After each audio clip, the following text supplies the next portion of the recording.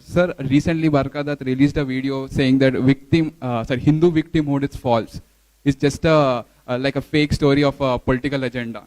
Because the main reason given for that is various reasons. The crux of her story was Hindu are in majority in this country.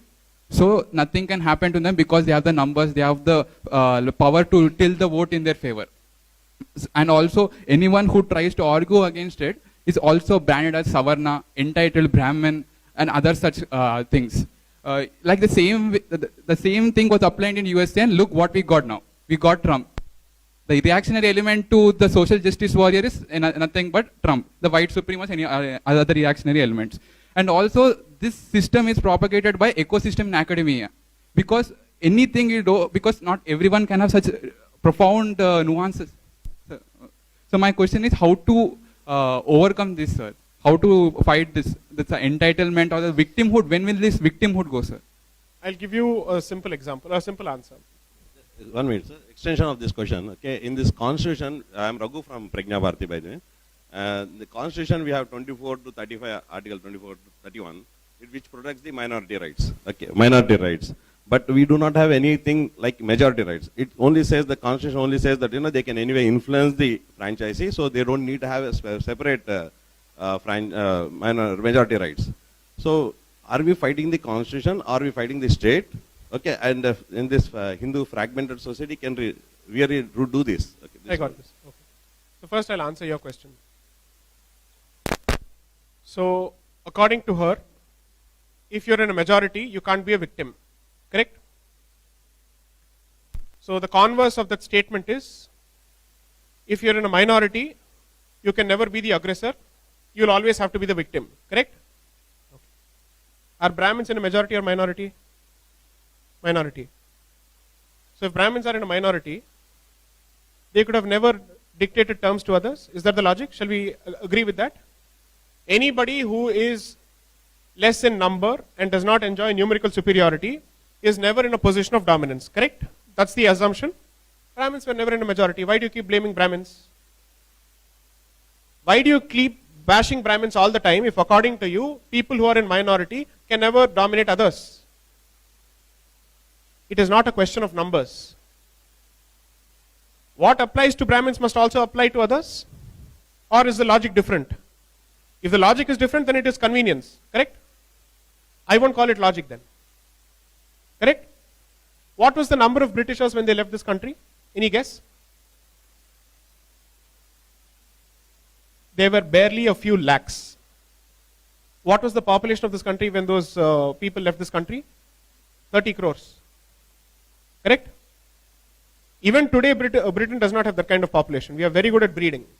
Right? Nobody has been able to beat us so far.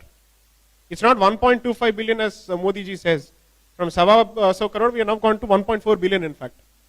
So on Doordarshan, when you see that thing which has that population clock, it's like a time bomb, it's ticking. So the point is, I'm trying to say that if that is the logic, no people who are small in number can ever be accused of dominating others. Can you do this in South Africa then? It was a white minority. What about Zimbabwe? It was a white minority. Yes or no? There are 5 fingers and there is 1 fist. Which is stronger? The finger or the fist? That's the answer. You may be 5 fingers, but there is 1 fist. Is it difficult for a fist to break each finger when the fingers don't come together? Is it a fair contest between a finger and a fist or a fist versus fist? That's the logic. Why do you even bring up that lady? She's irrelevant. Forget her. She's lost her relevance. She's lost her relevance. Here's her claim to fame. She has blood of soldiers on her hands, both during Kargil and 26/11. She's the last person who should speak about the country. It is her articles which form the basis of the Sabarimala petition. You ask her what is the nature of the basis of the tradition, she won't know anything. Don't bring her. She is an ignorant person who has a certain agenda. As simple as that. You should know who you can argue with and who you can convince. These are not people who can be convinced. They understand only one language, which is that either you're in power or you're out of power, as simple as that. That is the only language they understand.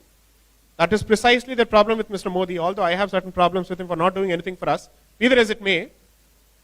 These people, so here's the thing, if there is a fence sitter who is asking a genuine question, who is not able to make up his mind, it makes sense to try and place your position before that person. But nobody can convince me today, I can't convince anyone who has already formed his opinions.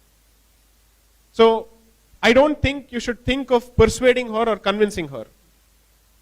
You should only find ways of countering her, or people like her, or the ideology she represents.